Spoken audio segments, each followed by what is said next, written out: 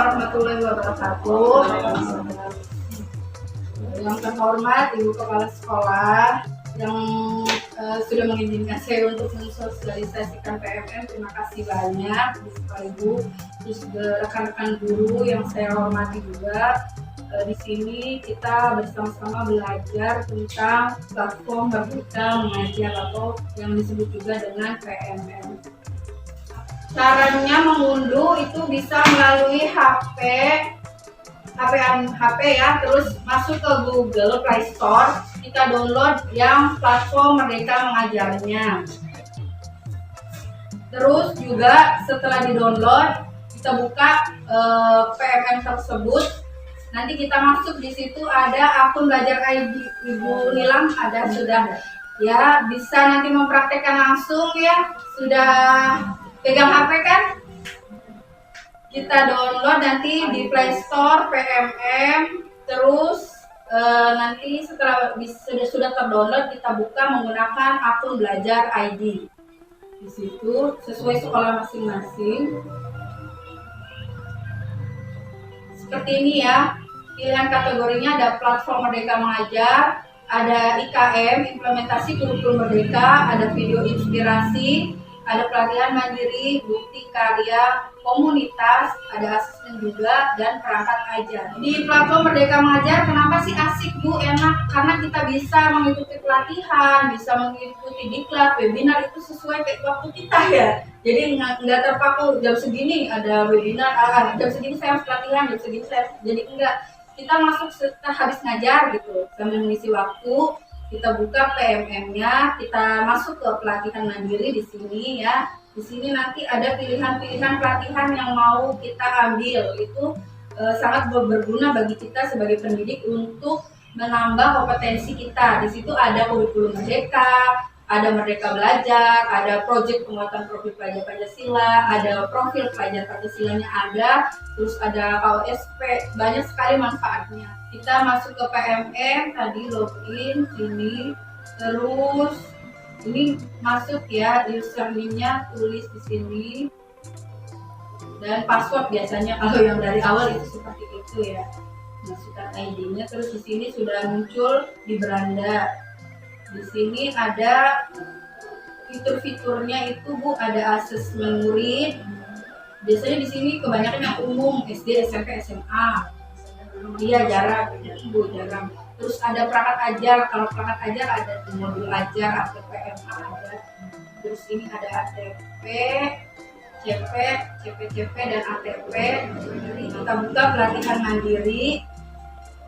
Terus di sini ada untuk Anda topik dan aksi nyata. Nah, kita pilih yang topik. Yang sudah hijau ini berarti sudah menyelesaikan topiknya dan aksi nyatanya Bu. Dan juga sudah sertifikatnya sudah diperoleh. Di sini ada kurikulum Merdeka topiknya. Terus ada Merdeka Belajar, ada perencanaan pembelajaran. Nah, untuk contoh satu ya Bu, izin saya yang profil pelajar Pancasila. Kenapa saya pilih ini? Karena di IKM itu dasarnya kan menerapkan dimensi yang profil pelajar Pancasila itu ya Bu. Saya izin yang ini untuk memberikan contohnya. Saya sudah selesai Bu. Di sini ada topik 1, apa dan mengapa profil pelajar Pancasila seperti ini Bu tugasnya. Ada urgensi profil pelajar Pancasila. Di sini biasanya kita nonton videonya. Terus ada latihan-latihan yang harus diisi, dan juga ada kerjaan post-test. Tahapan-tahapan itu sebaiknya diikuti terus, karena kalau nggak mandek tuh di situ, nggak bisa lanjut karena harus hijau satu-satu. Iya, harus hijau satu-satu. Baru setelah ini hijau bisa turun ke sini Bu, ke dimensi bagaimana dari bertakwa kepada Tuhan Yang Esa, dimensi berkebinekaan global, dimensi gotong royong, dimensi mandiri, dimensi bernalar kritis, dimensi kreatif, dan yang terakhir adalah profil pelajar Pancasila. Saya di sini akan memaparkan contoh yang sudah aksi nyata saya lakukan tentang profil pelajar Pancasila. Profil pelajar Pancasila merupakan rumusan yang mendukung tercapainya visi, cita-cita, dan tujuan utama pendidikan sekaligus komitmen penyelenggara pendidikan dalam membangun sumber daya manusia Indonesia. Di situ ada 7 urgensi profil pelajar Pancasila dari topik tersebut. Yang pertama yaitu profil pelajar Pancasila sebagai bintang penuntun pembelajaran. Yang kedua, profil pelajar Pancasila sebagai upaya mencapai cita-cita bangsa. Yang ketiga, profil pelajar Pancasila untuk menyiapkan warga negara sekaligus warga dunia. Yang keempat, profil pelajar Pancasila untuk kesejahteraan jiwa dan raga. Yang kelima, profil pelajar Pancasila sebagai rumusan karakter dan kompetensi ABA 21. Yang keenam, profil pelajar Pancasila sebagai profil lulusan. Yang ketujuh, profil pelajar Pancasila sebagai rujukan penyusunan kebijakan. Dimensi profil pelajar Pancasila itu ada 6. Yang pertama, berkebinekaan global. Yang kedua, gotong royong. Yang ketiga, kreatif. Yang keempat, benaran kritis. Dan kelima, mandiri. Jadi yang pertama itu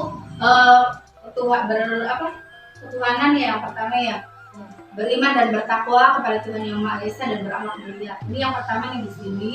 Yang kedua baru berkebinekaan global. Semuanya itu ada 6 dimensi profil pelajar Pancasila. Nah di sini aksi nyatanya yaitu saya ngambil dari sekolah saya sendiri Bu, penguatan profil pelajar Pancasila di SLB Negeri 2 Indramayu ya. Jadi yang pertama itu beriman bertakwa kepada Tuhan Yang Maha Esa dan berakhlak mulia. Ada elemen kunci. Yang pertama, akhlak beragama, akhlak pribadi, akhlak kepada manusia, akhlak kepada alam, dan akhlak bernegara. Langsung aja masukin Bu contoh-contoh yang sudah diterapkan di dimensi beriman dan bertakwa kepada Tuhan Yang Maha Esa di sekolah saya gitu. Contohnya salim pagi, kebiasaan baik, salam pagi. Terus yang kedua, sebelum belajar berdoa. Terus mengaji Iqra. Di sini juga bisa Bu seperti mengarah ke beriman dan bertakwa kepada Tuhan Yang Maha Esa yang sudah diterapkan di sekolah sini ya Bu. Terus ada sholat duha di situ. Terus foto-foto aja sih kebanyakan. Terus berkebinekaan yang kedua, dimensi berkebinekaan global. Ada mengenal dan menghargai budaya, komunikasi dan interaksi antar budaya, refleksi dan bertanggung jawab, serta berkeadilan sosial. Di sini contoh yang saya ambil di sekolah saya itu ada menyanyikan lagu daerah Indramayu Walu Pocok kalau nggak salah yang ini ya. Terus kemudian berkebinekaan global juga melakukan upacara ya Bu. Terus ada seni-seni juga, dan juga ada makanan khas Indramayu Bu. Ada bleng, ada mangga di sini. Terus ada gotong royong nih, ada kolaborasi, kepedulian, dan berbagi. Yang sudah diterapkan apa saja? Berbagi kepedulian untuk sesama. Terus juga ada kebersihan di dalamnya. Terus ini ada bakti kayak ini ya waktu Ramadan kalau nggak salah sih itu. Iya, rantang siswa berbagi kepada warga di sekitar, kepada siswa. Terus ada pemeriksaan donor darah ya, donor darah. Dan juga ada senam ceria setiap hari Selasa. Itu kan bisa kolaborasi, gotong royong masuk di situ. Terus mandirinya yaitu regulasi diri. Ada bisa Bu vokasi masuk di sini, keterampilan menyetrika, kursus, terus cuci motor. Terus ini kursus lagi anak saya memakai sepatu, menyikat gigi, berbelanja, dan juga pada saat belajar. Terus dimensi yang berikutnya benaran kritis, memperoleh informasi dan gagasan, menganalisis dan mengevaluasi penalaran dan refleksi pemikiran. Di sini contohnya anak bertanya pada saat pembelajaran. Terus ada anak lagi sedang belajar atau mengerjakan soal. Terus di sini ada KBM di ULD Pasirkan, ULD di SLB Indramayu yang sebagai contoh saja pembelajarannya seperti ini. Terus kreatif, ada elemen kuncinya gagasannya orisinil, terus kelulusan berpikir. Di sini kreatif yang menunjukkan kreativitas, membuat hantaran, bunga, parsel, terus melukis, terus ada lomba-lomba Agustus, guru-gurunya, terus ada membuat tata boga, dan yang terakhir ya. Nah di sini saya setelah memberi contoh dimensi profil pelajar Pancasila yang sudah diterapkan di sekolah saya sosialisasikan juga Bu profil pelajar Pancasila ke anak-anak. Ya sudah saya sosialisasikan ke anak-anak, dokumentasinya ada seperti ini Bu. Apa sih profil pelajar Pancasila? Itu ada 6 dimensi yang tadi, beriman dan bertakwa kepada Tuhan Yang Maha Esa. Itu contohnya apa? Melaksanakan sholat, seperti itu Bu. Terus ada gotong royong apa contohnya kebersihan. Jadi ada materi, ada lebih anak sih lebih mudah gambar ya, seperti gambar-gambar. Nah di sini tugas ada dokumentasi sosialisasi saya kepada anak, dokumentasi tugas mandirinya juga ada. Ini tugas-tugasnya itu 6 dimensi profil pelajar Pancasila tadi Bu. Di sini ada 6 dimensi profil pelajar Pancasila. Yang pertama beriman dan bertakwa kepada Tuhan Yang Maha Esa. Yang kedua berkebinekaan global. Terus ketiga gotong royong seperti itu. Oh itu di sini gambar aja Bu, gambar diacak. Misalkan yang kesal dia lagi upacara, terus yang sini lagi sholat, terus anak kan bisa menjodohkan. Ya karena anak kita kan kemampuannya di situ ya Bu ya. Jadi disetarakan. Nah, ada di situ dokumen. Karena ini dimasukkan ke sini, di sini tuh ada notif dari aksi nyata itu. Pertama kan tadi ada PowerPoint, ada materi yang disampaikan tadi tentang profil pelajar Pancasila. Nah saya lebih ke sekolah saya aja sih di situ. Terus yang kedua ada juga Bu dokumentasi disosialisasikan ke anak. Maksudnya bukan dokumentasi, mensosialisasikan profil pelajar Pancasila ke peserta. Di catatannya tuh di situ. Jadi untuk menampilkan seperti itu kan nggak mungkin tulisan aja ya Bu. Lebih ke penguat ke dokumentasi. Jadi saya dokumentasi, ada tugasnya, saya upload tugasnya seperti ini, tugas-tugas yang diberikan ke anak, 6 dimensi dan contoh profil pelajar Pancasilanya. Terus ada urun rembuk juga di situ, di notif aksi nyatanya. Ikuti aja Bu yang notifnya apa gitu, misalkan di situ notifnya. Kalau misalkan salah satu nggak dikerjain kadang gagal Bu.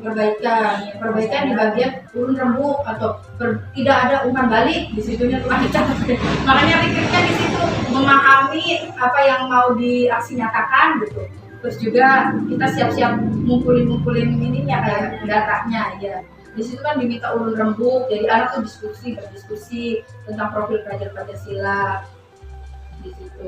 Terus ini ada hasil urun rembuknya. Urun rembuknya sih saya cuma menurut kalian dimensi profil Pancasila itu apa sebutkan gitu. Jadi mereka diskusi gitu. Kan ini kan ada hasil tulisan anaknya juga. Ada 6 profil tadi, 6 profil gitu ya. 6 profil dimensi profil pelajar Pancasila tadi ada.